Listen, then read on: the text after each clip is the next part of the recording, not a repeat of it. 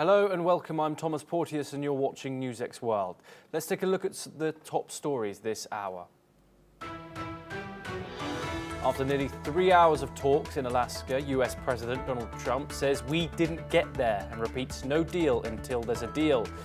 Russian President Vladimir Putin says he is seriously interested in ending the war but gives no details.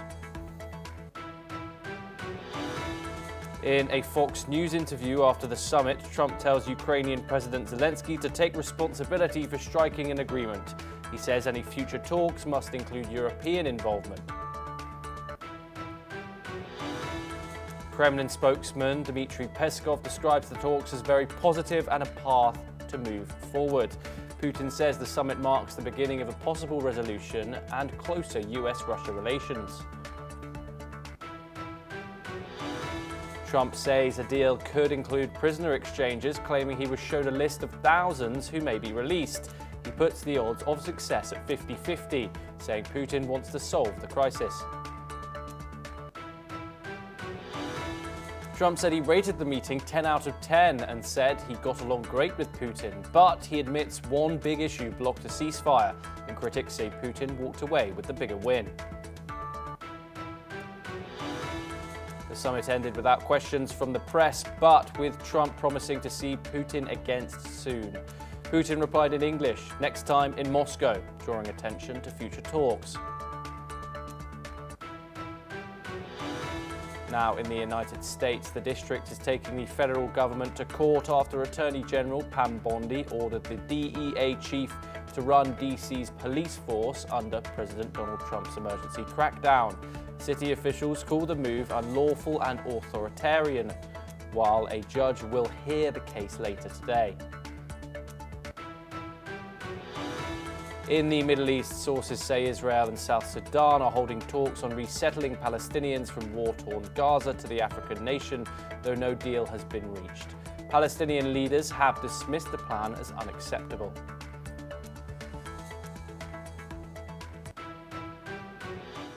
President Donald Trump and President Vladimir Putin ended their highly anticipated summit in Alaska with no ceasefire agreement and no clear path to peace in Ukraine. Both leaders insisted that progress was made, but neither offered any details. Trump, speaking to reporters after the nearly 3-hour meeting, said, "We didn't get there," and repeated his line that there's no deal until there's a deal. He nevertheless claimed the talks were productive, calling them a 10 out of 10 and saying he believed the deal was still possible. Putin struck a similarly optimistic tone, declaring he was sincerely interested in ending the conflict, but provided no roadmap for how that would happen. Both leaders surprised observers by delivering statements without taking any questions from any journalists. Their delegations also left the room immediately afterwards, leaving many outstanding issues unanswered. In a Fox News interview recorded just after the summit, Trump floated the possibility of a prisoner swap, saying he had been presented with a list of thousands of names. He added that land swaps and territorial arrangements had also been discussed, calling the meeting with Putin very warm and suggesting they were pretty close to a deal. Yet, Trump also stressed that any agreement would depend on Ukrainian President Volodymyr Zelensky, who was not invited to the summit. Trump urged him to make a deal while saying future talks would need to include both Putin and Zelensky, along with European partners. Reactions have been mixed. Former US Ambassador to NATO, Douglas Lutte, called the outcome a gain for Putin, who secured the prestige of sharing the stage with the American president, while Trump walked away with zero. Analysts say the lack of substance leaves the war's future uncertain, with Kyiv still silent and no new steps announced to halt the fighting. The red carpet greeting in Anchorage, complete with 2 handshakes, a motorcade ride in Trump's limousine, and a backdrop reading "Pursuing Peace," may have provided drama, but for now the substance remains elusive and the war in Ukraine continues.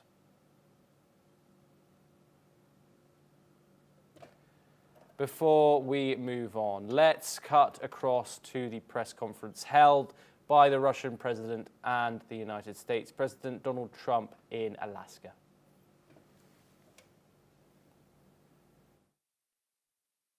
President of the United States of America and the President of the Russian Federation.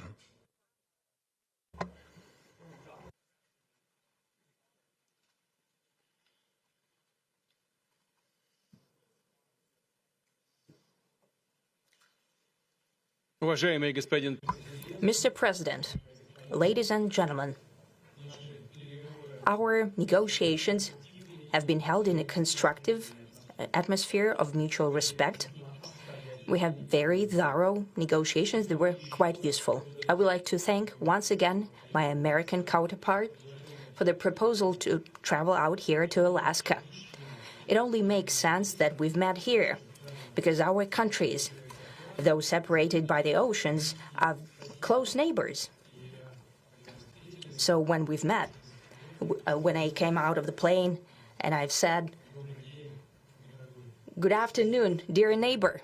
Very good to see you. In good health and to see you alive." I think that is very neighborly.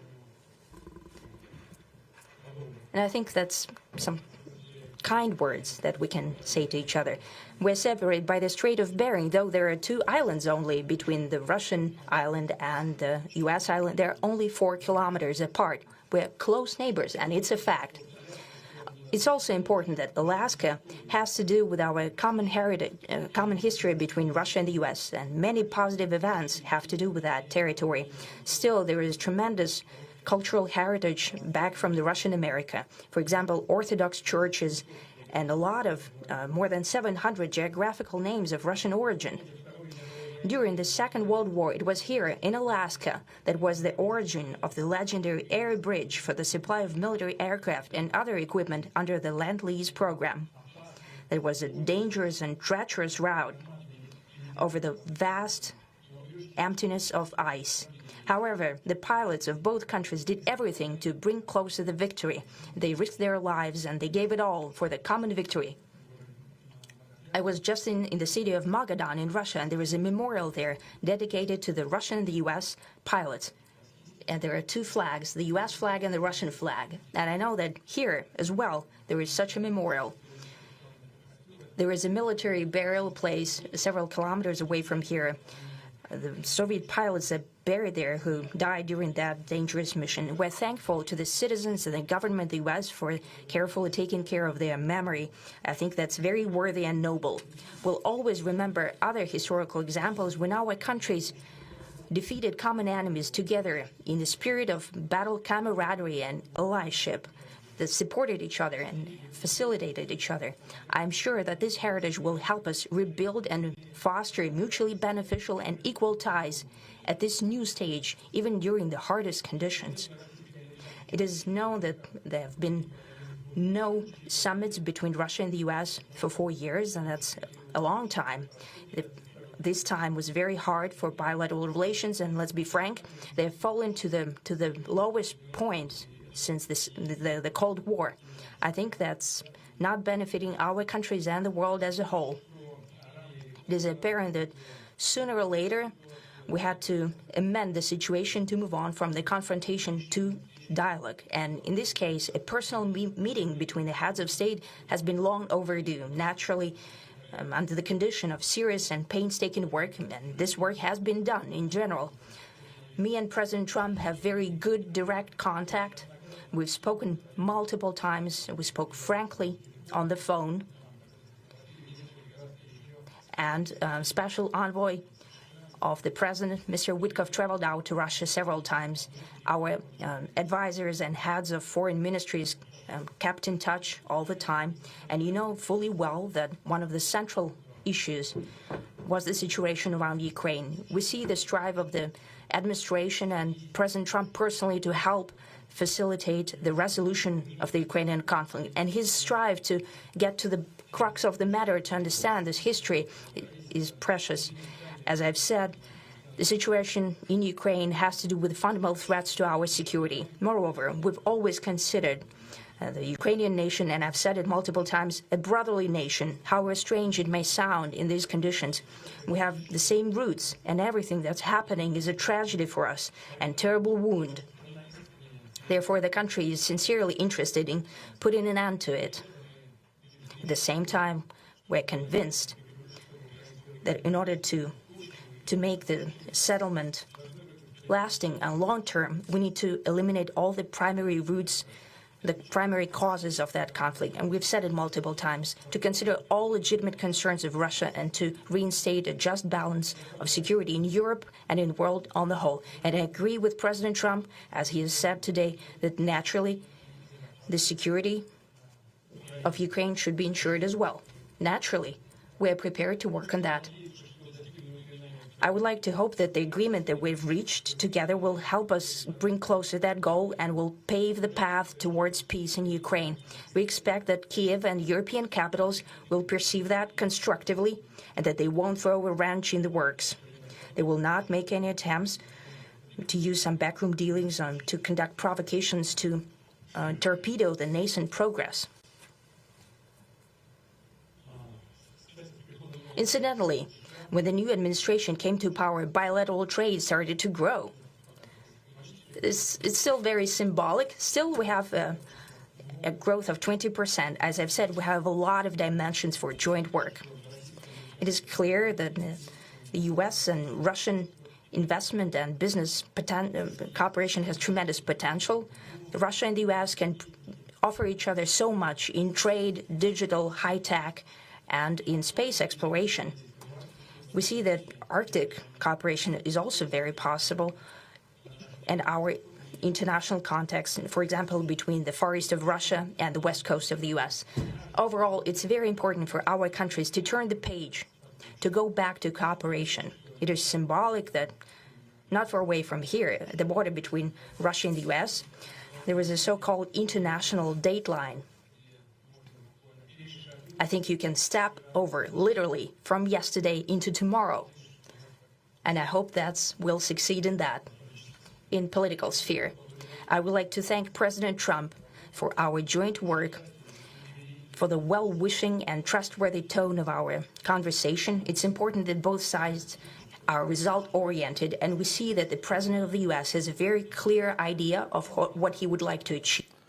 Now let's move on to some more coverage of this significant geopolitical event. In a televised interview filmed right after the summit ended, Trump spoke to Fox News on a range of topics from his discussions with Putin. Let's take a listen in. So did you have alone time with him?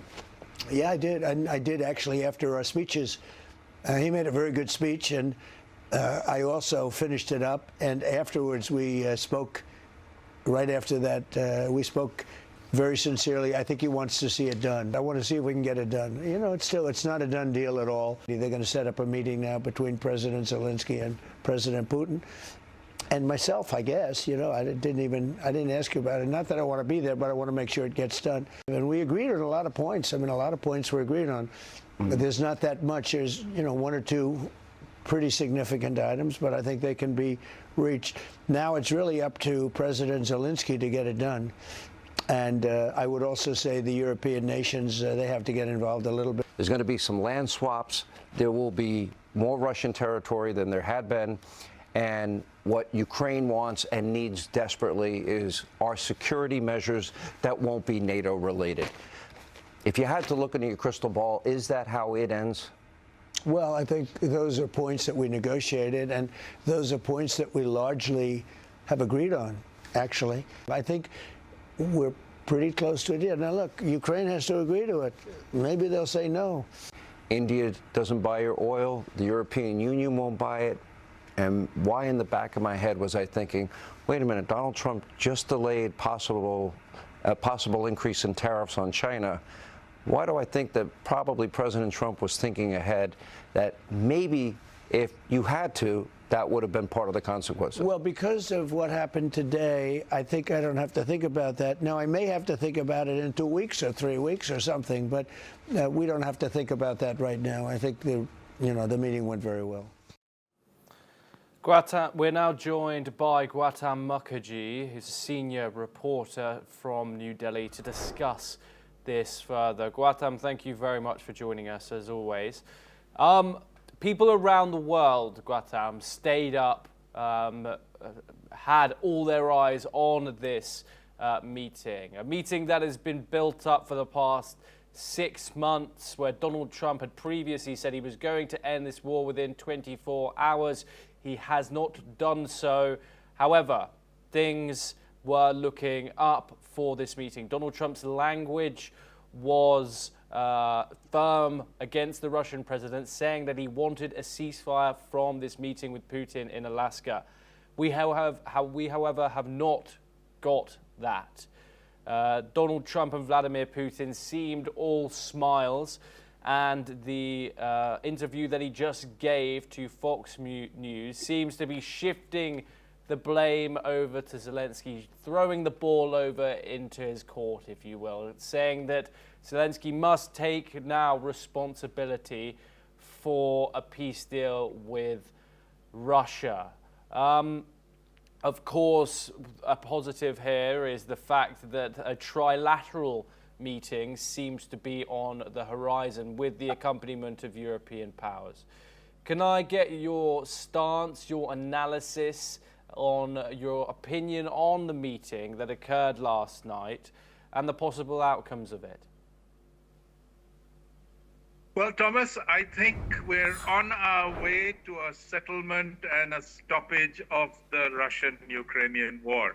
What has happened in Anchorage, Alaska, is a broad agreement on the land swap. I think Putin is quite happy with Trump's reactions on the areas he wishes to keep after a war of 3 years, which has cost him over 1 million dead on the Russian side, and enormous cost as well as destruction of military equipment. Remember, as far as Europe and NATO goes, they are fighting a proxy war. The people who are getting killed on the Ukrainian side are Ukrainians. The people who have been getting killed on the Russian side are 99% Russian, though they have had some help from Korea, North Korea, from the Chechens, it is reported, and they have some mercenary troops. So one is the land part, and the land swap part, I think, is broadly agreed. The second thing that Putin must have asked for is that Ukraine will not be allowed to join NATO now or any time in the future, and a guarantee to that effect. It can join EU if it so pleases. That I don't think the Russians object to. Now, what Trump will probably do is take the outcome of this meeting, which wasn't a wrangle, because even though they had anticipated a 7-hour meeting, it ended in 3 hours. I think Trump is going to take the proceeds of this meeting and inform NATO, that is, all the European allies who are in this fight, as well as Zelensky and Ukraine. And then he'll lean pretty hard on them to accept what has been broadly agreed between Putin and Trump.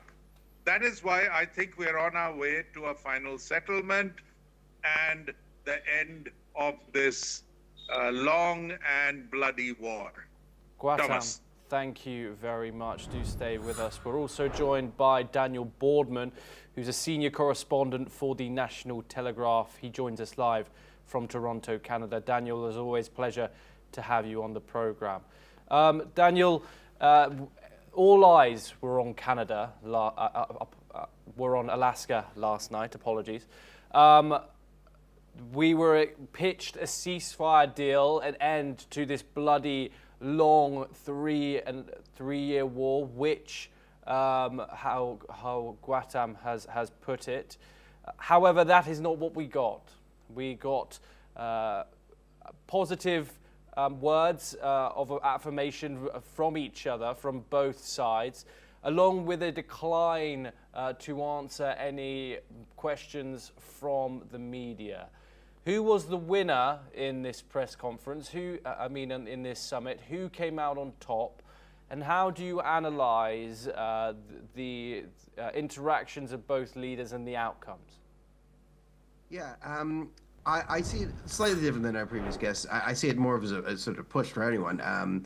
If anyone, I think you could say maybe Ukraine wins this summit by not losing it. There were no agreements that came out of this. There was never going to be a ceasefire agreement coming out of a bilateral talk with Putin and Donald Trump. It's not going to happen. Putin personally is incentivized to keep the war going because a ceasefire benefits Ukraine. I mean, Ukraine would take a ceasefire right now because it would stop the Russian lines and all that, but the Russian economy is fully geared towards war, and any stop in the war would, cause an economic disaster in Russia. So I think everyone's kind of talking by each other, and this is all predicated on this being a meeting with Ukraine and the Europeans next week. So if you look at the signaling, I think Ukraine gets some decent signaling out of this, where they have the show of force from the Americans was good, right? The fly over the B-52s and the F-35s, they make Putin walk by the Raptors, the superior American military technology and all that. He was harassed by the free press. There was some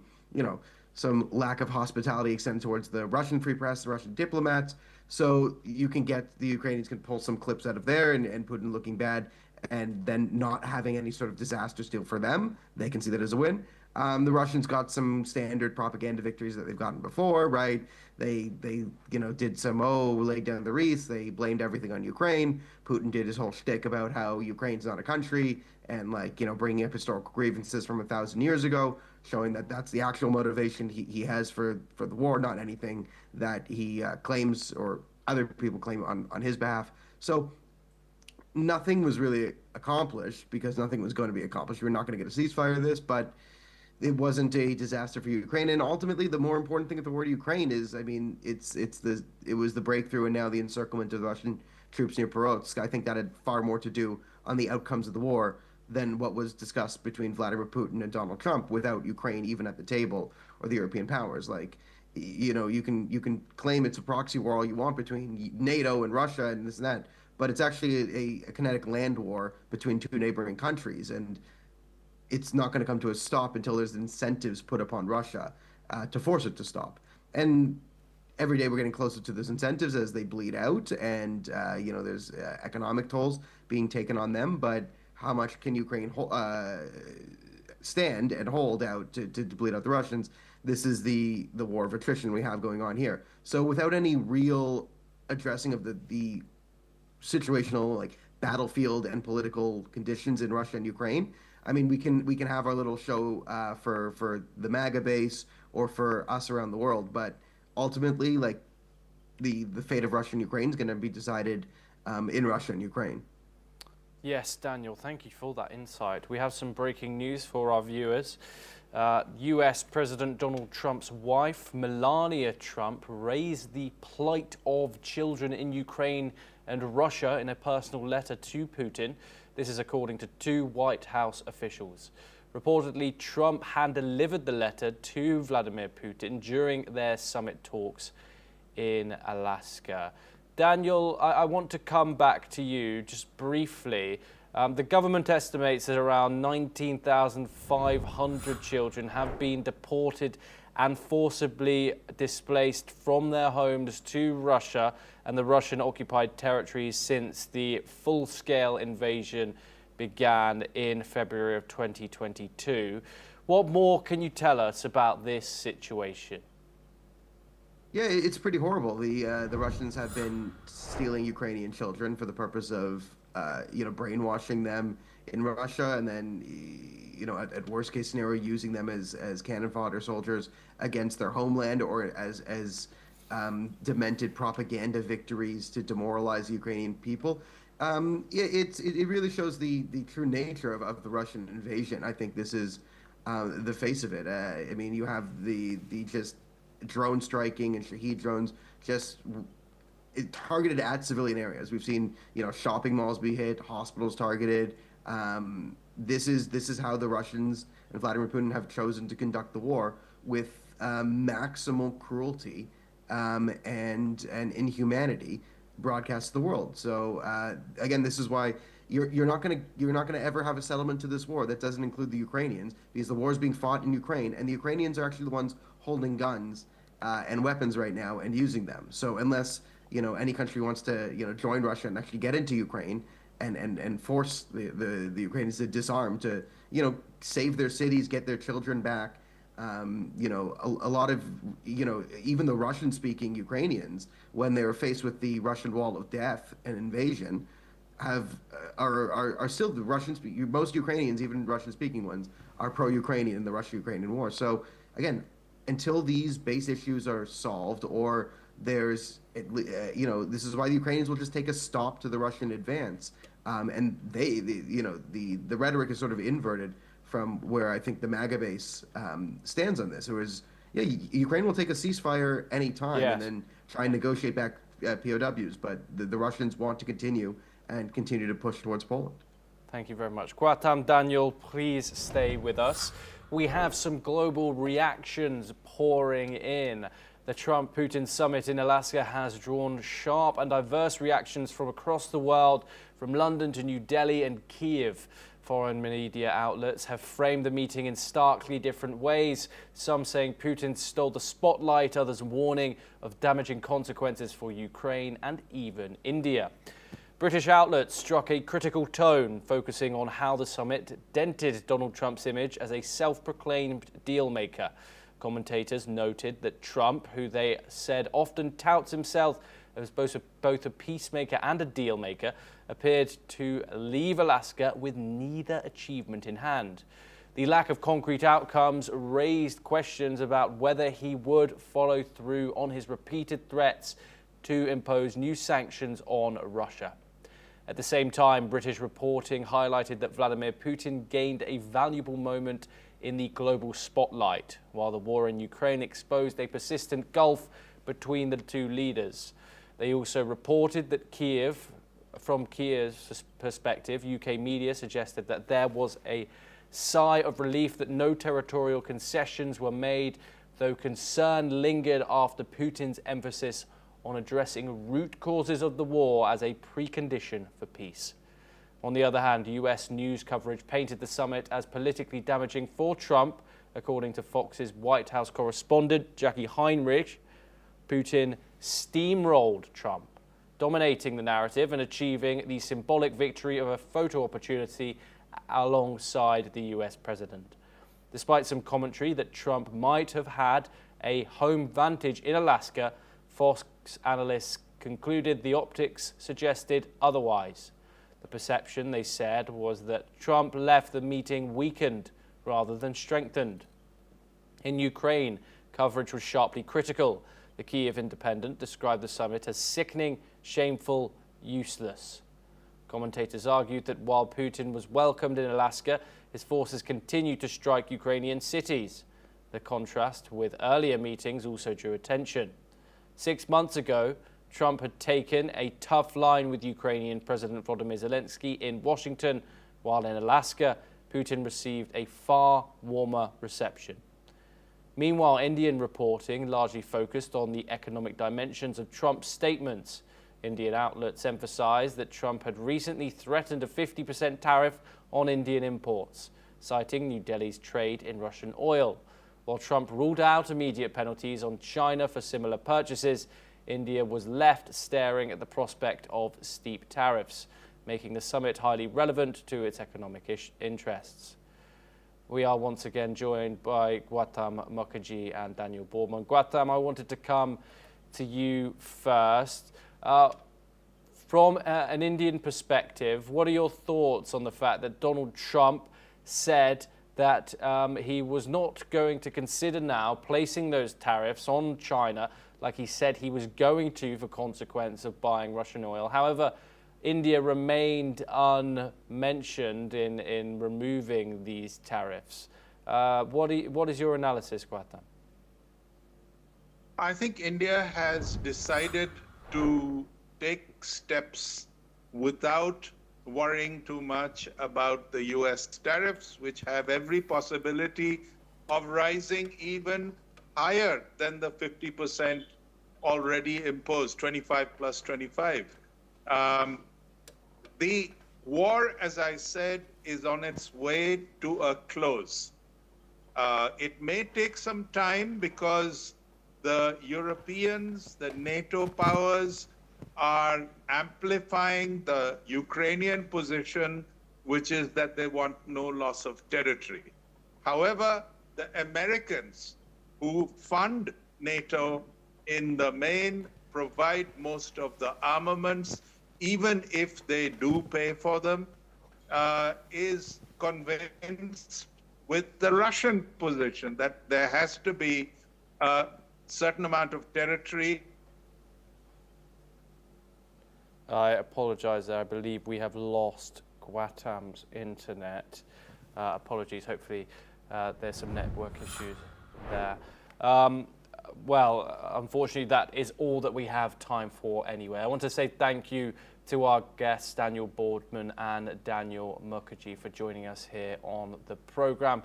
And we will, of course, continue to bring you more news updates from around the world. Thank